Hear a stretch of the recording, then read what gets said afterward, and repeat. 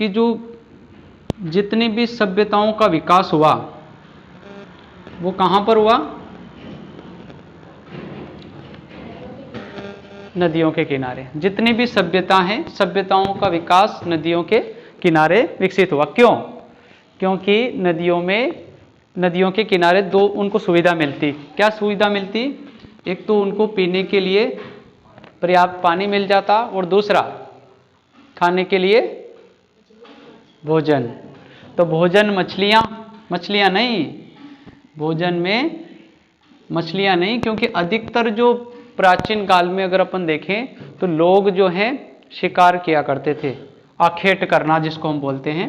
तो ये लोग जो हैं आखेट करते थे, नदियों के किनारे इसलिए रहते थे क्योंकि इनको पता था कि नदियों में जानवर पानी पीने आएंगे और ये वहाँ पर उसको मार देते थे। वहाँ पर ऑलरेडी ये फंदा वगैरह लगा के रखते थे और उसको मार देते थे। तो जितनी भी सभ्यताओं का विकास हुआ सारा नदियों के किनारे हुआ। आज हम पढ़ रहे हैं सिंधु घाटी सभ्यता।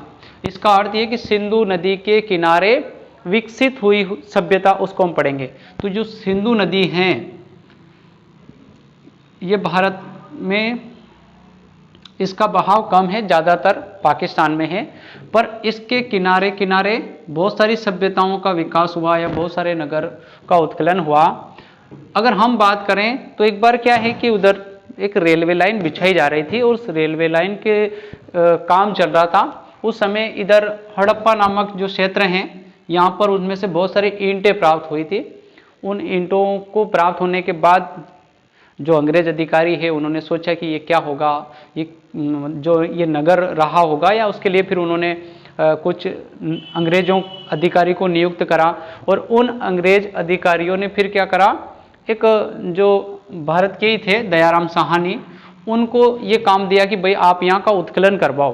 तो दयाराम साहनी की अगर बात करते हैं हम, तो दयाराम साहनी ने क्या करा था, इस हड़प्पा सभ्यता का उत्खनन या हड़प्पा नामक जो शहर है इसका उत्खनन करवाया। कब कराया? 1921 में। यहाँ पर उन्होंने खोदा, तो खोदने के बाद यहाँ पर जब उत्खनन करवाया तो बहुत सारी चीज़ें प्राप्त हुई। उन्हीं चीज़ों को हम इसमें पढ़ेंगे क्योंकि अपन शॉर्टकट हम पढ़ना चाह रहे हैं सिंधु घाटी सभ्यता की विशेषता। यूँ तो बहुत लंबा चैप्टर है ये, पर हम जो मुख्य बात है कि सिंधु घाटी सभ्यता की विशेषता क्या रही है। अब सोचो कि मान लो कि अपन जहाँ रह रहे और यहाँ पर आती है एक बाढ़, और बाढ़ आने के साथ साथ तुम्हारा पूरा जो गांव है डूब जाए पानी में, ऊपर दलदल हो जाए, इतना दलदल हो जाए कि तुम्हारा पता भी नहीं चले। सपोज करो कि बहुत ज़्यादा दलदल हो जाए, 40-50 फीट ऊपर मिट्टी की परत जम जाए और तुम सब नीचे दब जाओ, मेरे को छोड़ के तुम सब दब जाओ। मैं थोड़ी मरूं, मैं तो अभी 100 साल और जीऊंगा। तो यहाँ सब दब जाएं, क्या होगा? मर जाओगे और क्या होगा। अब सोचो कि यहाँ दब गए, फिर क्या हुआ कि ये मिट्टी की परत यहाँ फिर कुछ साल बाद, 100 साल 200 साल 1000 साल बाद यहाँ फिर कोई न कोई लोग आकर बसेंगे, घर वर बनाएंगे। घर बनाने के बाद पानी के लिए मान लो कि यहाँ कुआं खोदा, और कुआं खोदा और यहाँ से तुम निकले जिंदे, मरे हुए, तो क्या क्या निकलेगा उनके। किसी के घर निकल रहा बना बनाया, और खोदेंगे, घर निकला तो फिर तो उनकी जिज्ञासा बढ़ेगी कि यार और खोदा जाए। किसी के मोटरसाइकिल निकल रही, भले नहीं चल रही, निकल तो रही के, किसी के कार निकल रही, किसी के पक्की ईंटों का घर निकल गया, घर में कहीं मंदिर निकल गया, मंदिर में से मूर्तियां निकल रही, सोना चांदी भी निकल सकता है। तो ये सारी चीज़ें निकलेगी, जाहिर सी बात है, ठीक है। तो ये चीज़ें निकलेगी, तो ये जो 100 साल या 1000 साल बाद लोग हैं ये क्या सोचेंगे, आपके बारे में क्या सोचेंगे? कुछ न सोचेंगे, नहीं सोचेंगे, ये सोचेंगे कि ये लोग ऐसे मकानों में रहते होंगे, इनके यूज़ करने जाने वाले साधन की बात करें, जैसे मोटरसाइकिल निकले तो ये अनुमान लगाएंगे कि ये इनका वाहन रहा होगा, जिस पर ये बैठकर उड़ा करते थे या चला करते थे। कुछ भी हो सकता है कि 1000 साल बाद लोगों के पास जो वाहन हो वो और ज़्यादा अच्छे हो, ऐसे वाहन हो कि बस वो उसके ऊपर बैठे डायरेक्ट उड़ जाए, हो सकता है। तो ये जब वो अपने मोटरसाइकिल को देखेंगे तो सोचेंगे अरे यार क्या बात है, इस पे चलते थे, ये मोटरसाइकिल भी थी इनके, आगे ना बात। उसके अलावा अगर किसी भगवान की मूर्ति निकली तो ये क्या अनुमान लगाएंगे, ये सोचेंगे कि ये इनके भगवान रहे होंगे जिनकी ये पूजा करते थे। तो यानी कि हम ये लोगों को ये यहाँ की संस्कृति के बारे में पता चलेगा कि ये लोग क्या क्या वस्तु यूज करते थे। किसी के ठामड़े ठीकरे निकल गए बर्तन, स्टील के, पीतल के या फिर मिट्टी के, तो उसको भी देखकर अनुमान लगाएंगे ये कि इनके बर्तन कैसे रहे होंगे। किसी के बाथरूम निकल गया, बाथरूम भी निकलेगा ना, वो दबेगा तो निकलेगा, बाथरूम भी निकल सकता है, उससे भी अनुमान लगाएंगे कि ये इसमें बहुत सारा काम किया करते होंगे। तो कुछ भी निकल सकता है। किसके तो भाई आप दबेगा तो नहीं निकलेगा क्या, निकलेगा सही। तो यहाँ पर ये हमारी सभ्यता का पता करेंगे, हमारी नहीं आपकी, मैं तो मर ही नहीं रहा था। तो यहाँ पर यहाँ पर क्या हुआ कि यहाँ पर अभी उत्कलन किया गया और वहां पर नगर निकले, तो उन नगरों में क्या क्या निकला उसी को हम इसमें पढ़ेंगे कि जो सिंधु घाटी सभ्यता है इसकी विशेषता क्या रही है। एक तो सबसे बड़ी बात यह है कि सिंधु घाटी सभ्यता जो है एक नगरीय सभ्यता है। सिंधु घाटी सभ्यता कैसी सभ्यता है, नगरीय। नगरीय इसलिए है क्योंकि जो यहाँ पर जो नगर प्राप्त हुआ, ये नगर शहर था, नगर था अच्छी तरह से बना हुआ। एक तो होता है गांव, बिल्कुल गांवड़ा, और एक सिटी, जैसे अपनी सिटी की बात करते हैं अपन बार बार। तो अपनी सिटी और तुम्हारे गांव में बहुत अंतर है। हमारी सिटी में अगर आप देखोगे तो मकान पक्के मिलेंगे आपको, 1 मंजिला, 2 मंजिला, 3 मंजिला। आप गांवड़े में जाओ, कुछ कच्चा मकान, कुछ टापरिया, कुछ सब मतलब तरह तरह का आपको मकान मिलेगा। तो यानी कि कच्चा मकान, पक्का मकान सब तरह के मिल जाएंगे। तो यहाँ पर जो मकान या जो मिला नगर, अधिकतर पक्के मकान बने हुए थे। इसका मतलब यह है कि उस समय यहाँ की सभ्यता बहुत विकसित रही होगी, क्योंकि हम सिंधु घाटी सभ्यता पढ़ रहे हैं, हजारों साल पहले की बात कर रहे हैं कि यहाँ पर पहले ऐसे नगर बसा हुआ था और व्यवस्थित नगर था। आज के हम जमाने की बात करते तो आज गांव में आप देखो सड़कें नहीं मिलेगी, सड़कें मिलेगी तो नालियाँ नहीं मिलेगी, नालियाँ तो बिल्कुल सड़कों के ऊपर, सड़कें नालियाँ एक ही है, सड़कों के ऊपर ही पानी बह के जा रहा। ऐसा यहाँ पर नहीं हुआ। यहाँ के जो नगर थे वो एकदम व्यवस्थित और नियोजित नगर थे। हम पढ़ने जा रहे हैं कि यहाँ की जो सभ्यता है एक नगरीय सभ्यता है, या फिर यूं कहूं कि नियोजित सभ्यता है। अब तुम पूछोगे कि नियोजित का मतलब क्या होता है। नियोजित का मतलब होता है सही तरीके से उसका उपयोग करना, किसी भी चीज का सही तरीके से अधिकतम उपयोग करना नियोजन कहलाता है। तो यहाँ की जो सभ्यता है वो नियोजित सभ्यता है, क्योंकि वो अच्छी तरह से वहाँ का जो नगर है वो बसा हुआ था। अगर यहाँ पर जो नगर प्राप्त हुआ उस नगर की बात करूं तो नगर विस्तृत भाग में फैला हुआ था। नगर की बात करें, यहाँ पर जो नगर था, आधा नगर तो मैदानी भाग में बसा हुआ था और आधा एक टीले के ऊपर बसा हुआ था। टीला यानी ऊंचा भौगोलिक क्षेत्र, पहाड़ जैसा, वहां पर बसा हुआ था। और जो टीले पर बसा हुआ था, टीले पर बसा हुआ था वो था दुर्ग। दुर्ग जानते हो ना, महल या किला। तो ये बसा हुआ था और अधिकतर जो विस्तृत भाग में फैला हुआ था वो नगर था। यानी कि लोगों के आम जो लोग रहते थे वो इस मैदानी भाग में रहते थे, और जो राज पुरोहित लोग जो रहते थे वो रहते थे इस महल में। यानी कि वहाँ पर जो दुर्ग या किला जो था वो टीले पर बसा हुआ था। अब आपसे पूछे कि हड़प्पा सभ्यता में जो नगर हैं वो किस तरह का नगर है, तो नगर जो है वो 2 भाग में बटा हुआ है। आधा नगर मैदानी भाग में बसा हुआ है जहां पर आम जन निवास करते हैं, आधा भाग टीले पर बसा हुआ है जो महल है या किला है, जहां पर कह सकते हैं कि कोई राज परिवार यहां पर रहा करता होगा। यहां का तो ये नगर हुआ, ये तो वहां का नगर की बात हो गई। अब नगर के अलावा हम पढ़ेंगे यहाँ के आवास मकान कैसे थे। तो सिंधु घाटी सभ्यता में जो आवास या मकान हैं उन मकान की एक विशेषता ये है कि ये आवास एक तो पक्की ईंटों के बने हुए हैं, कुछ आवास कच्ची ईंटों के बने हैं, कुछ आवास की बात करें हम तो कुछ आवास एक मंजिला बने हुए हैं तो कुछ दो मंजिला बने हुए हैं। सिंधु घाटी सभ्यता में आवास कुछ एक मंजिला है, कुछ दो मंजिला है। अगर हम दूसरी मंजिल पर जाना है आपको, तो दूसरी मंजिल पर जाने के लिए वहां पर सीढ़ियां बनी हुई हैं, यानी कि इतना व्यवस्थित नगर पहले बसा हुआ था, जहां पर एक मंजिला दो मंजिले मकान थे, साथ में दूसरी मंजिल पर जाने के लिए सीढ़ियां। इसके अलावा लोगों के घर में खाना बनाने के लिए रसोई घर भी बना हुआ था, यानी कि रसोई घर की व्यवस्था भी थी। इसके अलावा स्नानागार भी थे।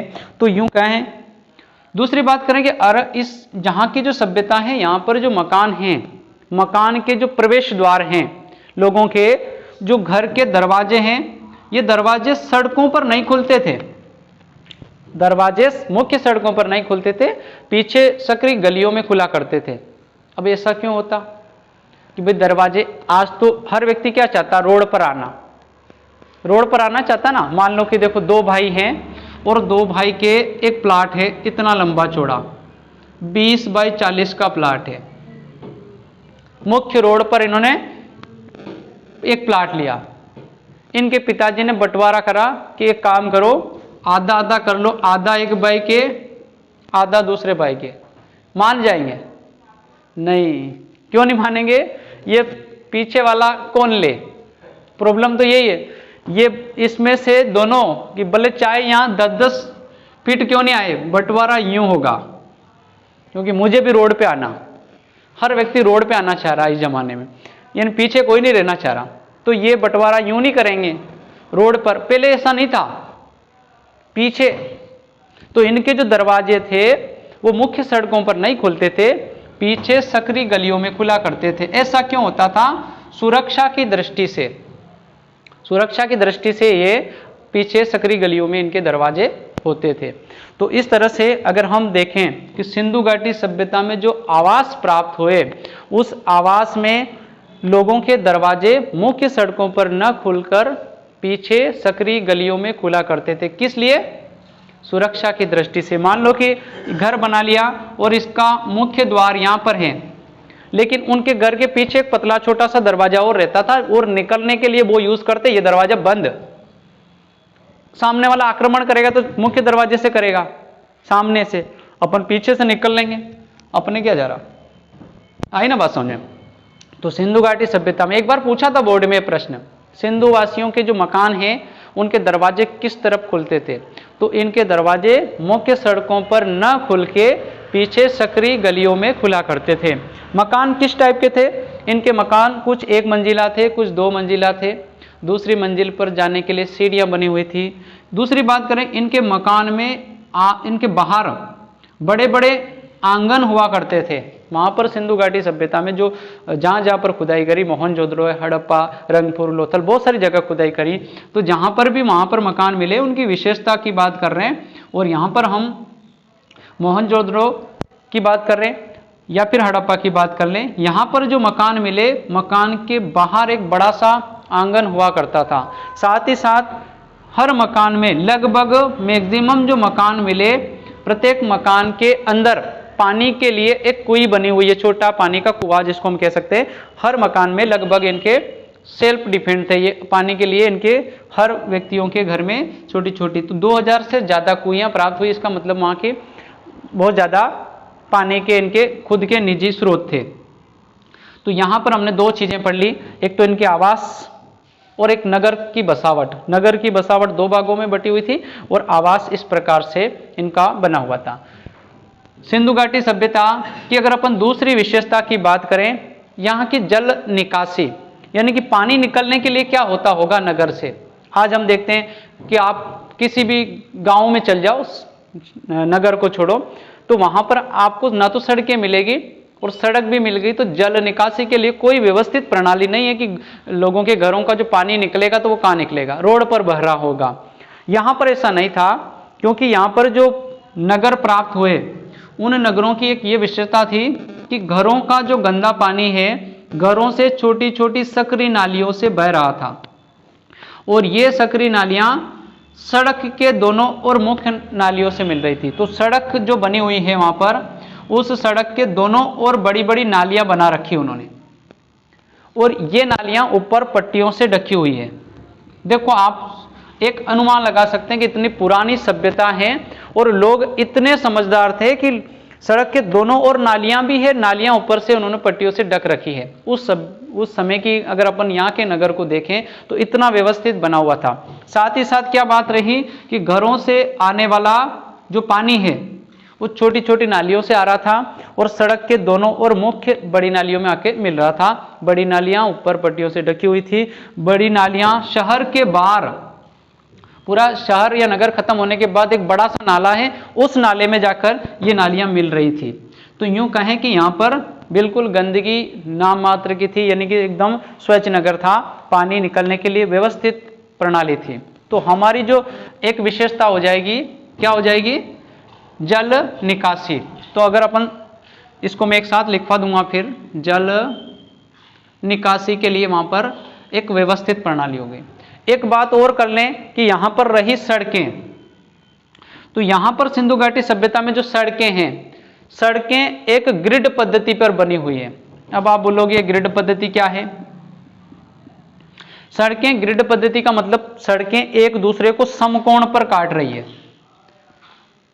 सड़कें अस्त व्यस्त न होकर एक दूसरे को समकोण पर काट रही थी। सुव्यवस्थित सड़कें बनी हुई थी। कुछ लंबे चौड़े मार्ग हुआ करते थे जिनको माना जाता कि राजमार्ग रहे होंगे, और कुछ पतली सड़कें थी जो उनके आवागमन के लिए यूज की जाती होगी। तो इस प्रकार वहां की जो सड़कें हैं मुख्य रूप से किस पद्धति पर बनी हुई है? ग्रिड पद्धति पर बनी हुई हैं, या समकोण आकार की वहां पर सड़कें हैं। तो हमने यहाँ पर पढ़ा, एक तो आवास पढ़ लिया, दूसरा हमने पढ़ा जल निकासी, तीसरा हमने पढ़ा सड़कें, यानी कि आवास, जल निकासी, सड़कें। तीन विशेषता हमने अभी तक पढ़ी सिंधु घाटी सभ्यता की। और हम देखें तो यह सभ्यता बहुत विकसित सभ्यता रही है। कैसे? इस प्रकार हम कह सकते हैं कि यहां पर आसपास की जमीन बहुत ज्यादा उपजाऊ थी। उपजाऊ कैसे थी? क्योंकि यहां पर जो एक विशाल अन्नाघर प्राप्त हुआ, अन्नाघर बोले तो अन्न का भंडार, विशाल अन्नाघर, विशाल अन्नाघर प्राप्त हुआ। ये एक बहुत बड़ा अन्न का भंडार है। अगर इसकी लंबाई चौड़ाई की बात करें, औसत लिख देता हूं मैं 150 × 75 फीट लंबा चौड़ा। अब देख लो इतना बड़ा 150 × 75, तो कितना बड़ा अन्न का भंडार है। तो सोचो कि यहाँ पर उत्पादन भी होता होगा। मान लो कि आपके घर में अन्न भरने के लिए बहुत बड़ा आपने भंडार बना रखा है या बहुत बड़ी पेटियां रख रखी जिसमें आप अनाज भरते हो। इस बात का प्रमाण है कि आपकी जमीन ज्यादा होगी या उत्पादन ज्यादा होता होगा, तभी हमने इतना बड़ा। तो यहाँ पर एक विशाल अन्नाघर प्राप्त हुआ। ये इस बात का प्रमाण है कि ये जो सभ्यता है यहाँ के आसपास की जमीन बहुत ज्यादा उपजाऊ रही होगी। तो एक विशाल अन्नाघर इसकी एक चौथी विशेषता हो गई। एक और यहां पर निकला स्नानागार। स्नानागार जानते हो ना? क्या? नहाने का, नहाने का स्थान। चलो मान लेते हैं आपकी बात। सार्वजनिक स्नानागार प्राप्त हुआ। पांचवा तो हो गया आपके अन्नागार, और छठा हुआ सार्वजनिक स्नानागार। सार्वजनिक स्नानागार का मतलब होता है कि ऐसा स्थान जो सबके लिए नहाने के काम में लिया जाता हो। आपने देखा होगा बावड़ियां, देखी बावड़ी? बावड़ी नहीं देखी? बावड़ी नहीं देखी क्या? बहुत सारी बावड़ियां देखो यहाँ। बावड़ी कैसे होती है? यानी कि पानी तक पहुंचने के लिए ऐसा एक सार्वजनिक कुआं जो गांव या नगर के बीच में या गांव के आसपास होता है, जिसमें पानी तक पहुंचने के लिए चारों ओर सीढ़ियां बनी होती है। पानी तक पहुंचने के लिए चारों ओर सीढ़ियां बनी होती हैं। ऐसा एक सार्वजनिक कुआं, इसको बोलते हैं सार्वजनिक स्नानागार। वहां पर जो सिंधु घाटी सभ्यता है वहां पर एक ऐसा सार्वजनिक स्नानागार मिला है, और ये इस बात का प्रमाण है कि यहाँ के गांव के पुरोहित लोग यहाँ पर स्नान किया करते होंगे। साथ ही साथ इस स्नानागार जो प्राप्त हुआ, इसके पास ऊपर छोटे छोटे 10 कमरे प्राप्त हुए, छोटे छोटे 10 कमरे बने हुए हैं। इतिहासकारों का मानना है कि ये जो कमरे हैं इसमें नहाने के बाद वस्त्र बदलने के काम में लिए जाते होंगे। तो यहाँ पर जो ये निकला सार्वजनिक स्नानागार। अब इसकी कितनी विशेषता हो गई? 6। आपसे पूछा जाएगा सिंधु घाटी सभ्यता की विशेषता लिखिए। हम पहला पॉइंट लिखेंगे आवास। तो सिंधु घाटी सभ्यता में जो आवास बने हुए हैं, कुछ आवास कच्ची ईंटों के बने हुए हैं, कुछ पक्की ईंटों के बने हुए हैं, कुछ 1 मंजिला बने हुए हैं, कुछ 2 मंजिला बने हुए हैं। दूसरी मंजिल पर जाने के लिए सीढ़ियां बनी हुई हैं। इसके अलावा मकान के अंदर रसोई घर और स्नानागार भी प्राप्त हुए। इसमें लिख दिया आवास में। दूसरा हम लिख रहे जल निकासी। सिंधु घाटी सभ्यता के अंदर जो जल निकासी की प्रणाली थी वो व्यवस्थित प्रणाली थी। घरों का गंदा पानी छोटी छोटी नालियों के द्वारा बड़ी नालियों में जाकर मिल रहा था। सड़क के दोनों तरफ 2 बड़ी नालियां बनी हुई थी जो ऊपर पट्टियों से ढकी हुई थी। इस प्रकार हम कह सकते हैं कि सिंधु घाटी सभ्यता में जल निकासी सुव्यवस्थित थी। अगला जो है आपका सड़कें। सिंधु घाटी सभ्यता में जो नगर प्राप्त हुआ और उस नगर में जो सड़कें प्राप्त हुई, वो सड़कें एक दूसरे को समकोण आकार पर काट रही थी। एक दूसरे को ग्रिड पद्धति के आधार पर ये सड़कें बनी हुई थी। तो यहाँ की सड़क व्यवस्था के हम कह सकते हैं कुछ चौड़ी सड़कें थी जिसको राजमार्ग माना गया है, और कुछ छोटी या पतली सड़कें भी थी जो आम जनों के आने जाने के लिए यूज होती थी। आपका जो अगला है हमने लिखा विशाल अन्नागार। बीच में एक और रही है ना, जल निकासी, सड़कें, अन्नागार, स्नानागार, बीच में क्या छोड़ दिया अपन ने? चलो वो भी ले लेंगे कहीं ने। विशाल अन्नागार देखो, विशाल अन्नागार सिंधु घाटी सभ्यता से विशाल अन्नागार प्राप्त हुआ। ये विशाल अन्नागार इस बात का प्रमाण है कि यहाँ के आसपास की जमीन बहुत ज़्यादा उपजाऊ रही होगी। उसके बाद आता है स्नानागार। सिंधु घाटी सभ्यता से एक विशाल स्नानागार प्राप्त हुआ।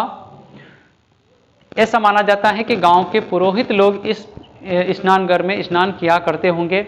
साथ ही साथ इस स्नानघर के ऊपर जो छोटे छोटे 10 कमरे प्राप्त हुए, ये इस बात का प्रमाण है कि नहाने के बाद वस्त्र बदलने के लिए इन कमरों का उपयोग किया जाता होगा। तो ये आपकी क्या हो गई? सिंधु घाटी सभ्यता की विशेषता। कई बार प्रश्न आता है सिंधु घाटी सभ्यता के आवास का वर्णन कीजिए, आवास किस टाइप के थे? तो ये पूरा आवास का लिखना हमें। सिंधु घाटी सभ्यता में जो आवास थे वो कुछ 1 मंजिला थे, कुछ 2 मंजिला थे, कुछ कच्ची ईंटों के, कुछ पक्की ईंटों के। दूसरी मंजिल पर जाने के लिए सीढ़ियां बनी हुई थी, उसमें रसोई घर था, उसमें स्नान घर भी बना हुआ था। साथ ही साथ ये कह सकते हैं कि आवास के बाहर एक बड़ा सा आंगन हुआ करता था। आंगन के अंदर एक बड़ी सी कुई हुआ करती थी पानी के लिए। ये आवास की विशेषता हो गई। इसके अलावा आवास के जो मुख्य दरवाजे हैं वो मुख्य सड़कों पर न खुलकर सुरक्षा की दृष्टि से पीछे सकरी गलियों में खुला करते थे। ये हमें आवास की डिटेल बतानी है। आपसे पूछे ये एक नियोजित नगर था, समझाओ, तो ये नियोजित नगर की विशेषता ही हुई है। आपसे पूछे सिंधु घाटी सभ्यता एक नगरीय सभ्यता है, तो उत्तर यही लिखना आपको। आपसे पूछे सिंधु घाटी सभ्यता की विशेषता लिखो, तो उत्तर यही लिखना है। अगर आपसे पूछे सिंधु घाटी सभ्यता एक नियोजित सभ्यता थी, समझाइए, तो भी आपको ये लिखना। तो ये सारे प्रश्नों का उत्तर यही है। इसके अलावा अगर ये नहीं पूछा तो 2 नंबर में इन दोनों में से एक पूछेगा। विशाल अन्नागार से आप क्या समझते हैं? तो हम बताएंगे कि सिंधु घाटी सभ्यता में एक विशाल अन्नागार प्राप्त हुआ, जो लंबाई चौड़ाई उस किताब में से लिख लेंगे। उसके बाद कि विशाल अन्नागार इस बात का प्रमाण है कि यहाँ की जो सभ्यता, यहाँ की जो आसपास की जमीन है वो बहुत ज़्यादा उपजाऊ रही होगी। सेम हमें विशाल स्नानागार भी इसी में से लिखना है। समझ में आ गई बात? ये सड़कों के बारे में बताया जाए। एक बार पूछा था सिंधु घाटी सभ्यता की जो सड़कें हैं वो किस प्रणाली पर या किस पद्धति पर बनी हुई थी? तो ये कौन सी पद्धति पर बनी हुई थी? ग्रिड पद्धति पर। वहां पर जो सड़कें थी वो एक दूसरे को समकोण आकार पर काट रही थी। हालांकि हम इतनी पुरानी सभ्यता में कितना व्यवस्थित नगर बसा हुआ। अभी आप किसी गांव में चल जाओ, अभी थोड़ी जाना, मतलब सोचो, तुम विचार कर रहे हो कि हम गांव में कब जाएंगे। गांव में अभी नहीं जाना। मैं कहने का मतलब ये है कि अगर किसी गांव के दृश्य को हम देखते हैं और उसके अंदर हमें वाहन लेकर जाना हो तो 4 व्हीलर लेकर निकलना बड़ा मुश्किल हो जाएगा। बड़े बड़े पत्थर होंगे, सकरी सकरी गलियां होगी, एक बार में एक ही वाहन जाए, दूसरा आ जाए तो बस वहीं फंस जाए। तो ऐसा अभी भी 21वीं सदी में हम जी रहे हैं, अभी भी गांव ऐसे बसे हुए हैं, जबकि सिंधु घाटी सभ्यता हजारों साल पुरानी सभ्यता है और वहां पर भी इतनी नियोजित सभ्यता थी, सड़कें इतनी व्यवस्थित बनी हुई हैं, जल निकासी के लिए लोगों ने व्यवस्थित नालियां वगैरह बना रखी थी, उनके आवास व्यवस्थित बने हुए थे। तो यह सभ्यता इस बात की पहचान है। अगर हम बात करें कि सिंधु घाटी सभ्यता के विशेष नगरों के नाम बताइए, पहले पूछा था सिंधु घाटी सभ्यता के 4 नगरों के नाम बताओ, तो इसमें से 4 नगर में एक तो आ सकता है आपका हड़प्पा। कौन सा हो गया? हड़प्पा। एक और है मोहनजोदड़ो। मोहनजोदड़ो, मोहनजोदड़ो, इसका मोहनजोदड़ो का अर्थ क्या है? मुर्दों का टीला या मर्तकों का टीला। इसमें एक आपको आ जाएगा रंगपुर, एक लोथल, बहुत सारा है, कालीबंगा सभ्यता भी है। तो यहां पर आपसे अगर पूछे, ये सारे नगर हैं जो यहां पर जहां पर इसके अवशेष मिले हैं, बहुत सारी खुदाई है। ये सभ्यता अगर देखें तो इधर अफगान तक लगभग इतनी फैली हुई सभ्यता है, बहुत लंबी चौड़ी फैली हुई है। इसी के आसपास ये सारी सिंधु घाटी सभ्यता है और इनके अवशेष खुदाई के दौरान बहुत सारे अभी भी कहीं न कहीं जगह जगह पर मिलते रहते हैं। ये सारी सिंधु घाटी सभ्यता है। प्रश्न ये भी आता है कि इतनी बढ़िया सभ्यता थी, इतना बढ़िया नगर था, तो फिर उजड़ा क्यों, कहां गया? दिमाग में प्रश्न तो आता है ना कि इतना बढ़िया आवास थे, सड़कें थी, नालियां थी, सब कहां गई? उजड़ा तो है, कहां गया? बाढ़ में दब गया। अपना उन्हें दबा था ना, अभी बाढ़ में सब दब गए थे, अपन ऐसे ही दब गए, है ना? हाँ, ऐसे दबे। तो हम अगर देखें तो सिंधु घाटी सभ्यता का पतन क्यों हुआ, पतन के बारे में अलग अलग विद्वान अलग अलग मत देते हैं। इन्होंने दिया कि बाढ़ की वजह से हुआ, और दूसरा अगर कोई चाहे तो दूसरा भी दे सकता है। तो अलग अलग विद्वानों ने कुछ साक्ष्य प्राप्त हुए, उन साक्ष्यों के आधार पर अलग अलग तर्क दिए। देखो, कुछ विद्वान तो बोलते हैं कि बाढ़ की वजह से इसका पतन हुआ, क्योंकि सिंधु घाटी सभ्यता नदी के किनारे स्थित थी और जाहिर सी बात है कि नदी है तो नदी में बाढ़ आएगी। तो कुछ विद्वान बोलते हैं कि सिंधु घाटी सभ्यता नदियों के बीच में स्थित थी और इन नदियों में आए दिन बाढ़ आती थी, और बाढ़ आने की वजह से ये लोग यहां से परेशान होकर इस स्थान को छोड़कर चले गए। पहला।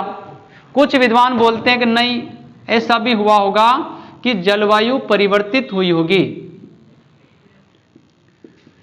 जलवायु परिवर्तन की वजह से हुआ। जलवायु परिवर्तन में ये बोलते हैं कि यहां पर कभी एक सरस्वती नदी बहा करती थी, इसके पास में जहां पर यह सभ्यता है, सरस्वती नदी बहा करती थी, लेकिन वह नदी धीरे धीरे रेगिस्तान में धंस गई। अब वो नदी वहां रही नहीं, सूखा पड़ गया और उस स्थान को लोग अपने आप छोड़कर दूसरे स्थान पर चले गए। यानी कि कुछ विद्वान बोलते हैं कि जलवायु परिवर्तन की वजह से यह नगर उजड़ा, लेकिन लोग हैं चुप थोड़ी रहेंगे। कुछ और बोलते हैं, क्या बोलते हैं? कुछ आग नहीं लगी, आग मत लगाओ।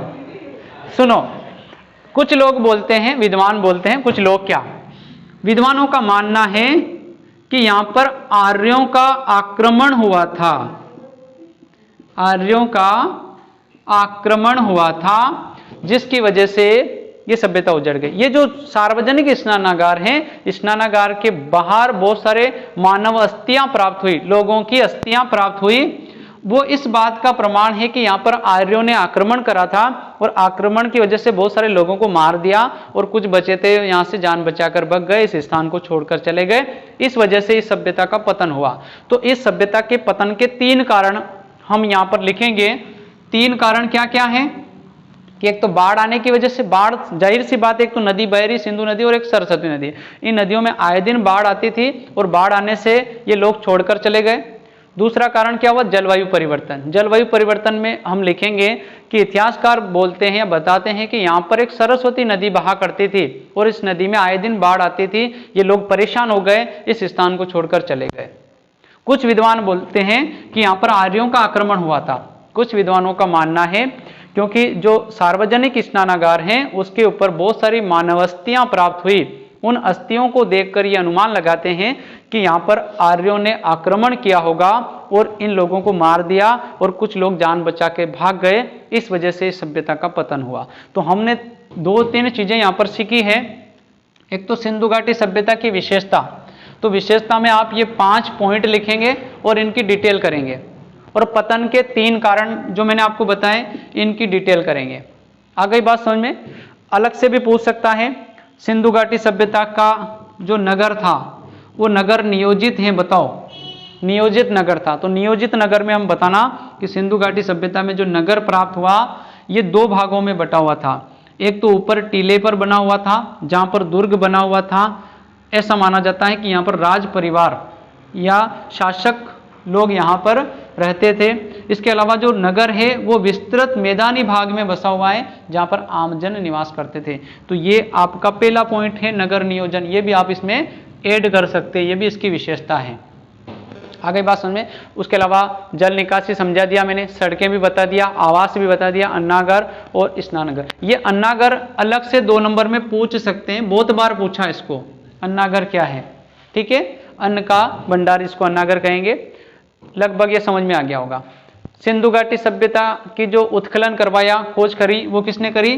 दयाराम साहनी ने करी। कब करी? 1921 में। उसके बाद मोहनजोदड़ो की करी राखनदास बनर्जी ने करी थी। कब करी थी? 1922 में।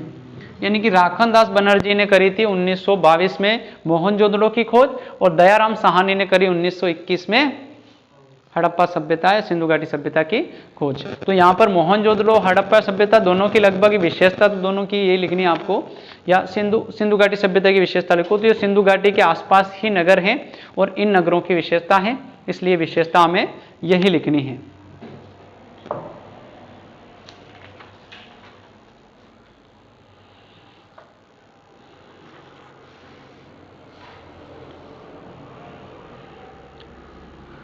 इसके अलावा यहाँ पर बहुत सारी चीजें सिंधु घाटी सभ्यता में से, जैसे खोदा। मैंने आपको पहले बोला था कि आप सब जमीन में दब गए और दबने के बाद क्या क्या निकलेगा, तो यहाँ पर भी निकला। क्या क्या निकला? एक तो मनके। मनके जानते हो? मनके का मतलब मनुष्य नहीं, मनके का मतलब मनुष्यों के द्वारा यूज किए जाने वाले बर्तन, ठामड़े ठीकरे, उनको बोलते हैं मनके। तो वो मिट्टी के बर्तन प्राप्त हुए, बर्तन जो है मिट्टी के प्राप्त हुए, उनको मनके कहेंगे। ठीक है, इसके अलावा और क्या निकली? कुछ टूटी फूटी मूर्तियां निकली। मूर्तियां किस बात का प्रमाण है कि ये कौन कौन से देवी देवताओं को मानते? मैंने अभी पहले आपको शुरू में बताया था, किसी के मान लो मंदिर में से मूर्ति निकल गई, उस मूर्ति को देखकर वो 1000 साल वाले अनुमान लगाएंगे ना कि ये लोग इन भगवान को मानते, कि इनके हनुमान जी निकल गए गोटे वाले, तो समझ जाएंगे कि ये मतलब इस गोटे वाले व्यक्ति को मानते होंगे। आई ना बात समझ में? तो उसी प्रकार यहाँ पर जो मूर्तियां निकली, उन मूर्तियों को देखकर हम अनुमान लगाते हैं कि भाई ये कौन कौन से देवी देवताओं को। हम पढ़ेंगे आगे, कुछ नटराज की वगैरह जो मूर्तियां हैं, वो भी एक पुरोहित राजा की भी मूर्ति निकली जिसकी गर्दन उड़ी हुई है, तो वो उस पोशाक से, उसके पहनावे से अनुमान लगाया जा सकता है कि ये कोई पुरोहित, सामंत या राजा रहा होगा। तो कुछ मूर्तियां भी निकली, मनके भी निकले, मोहरें भी निकली। मोहरें जानते हो ना? मोहरें प्रिंसिपल साइन करता लगा था वो नहीं, पैसे, सिक्के उस समय के, तो मोहरें भी निकली। अधिकतर जो मोहरें निकली, मोहरें किसकी बनी हुई है? पत्थर की। और वो पत्थर कौन सा है? सेलखेड़ी पत्थर। एक बार पूछा था बोर्ड में एग्जाम कि सिंधु घाटी सभ्यता से जो मोहरें निकली वो किसकी बनी हुई थी? वो सेलखेड़ी पत्थर की बनी हुई थी। तो मोहरें भी निकली सिंधु घाटी सभ्यता से, मनके, मूर्तियां, मोहरें, ऐसी बहुत सारी चीजें और भी निकली हैं जिनको हम अलग से लिखेंगे कि इसमें क्या क्या अभी तो हमारा सिंधु घाटी सभ्यता की विशेषता में ये चीजें नहीं आती है। हाँ, विशेषता में है, पर ये हम उत्खनन से कौन कौन सी चीजें प्राप्त हुई उनको अलग से पूछा जाता है। मनके क्या है, मूर्तियां क्या है, मोहरें क्या है, मोहरों को पर लिखा हुआ क्या है, कौन सी भाषा में लिखा हुआ है, इन सबको हम इसमें पढ़ेंगे।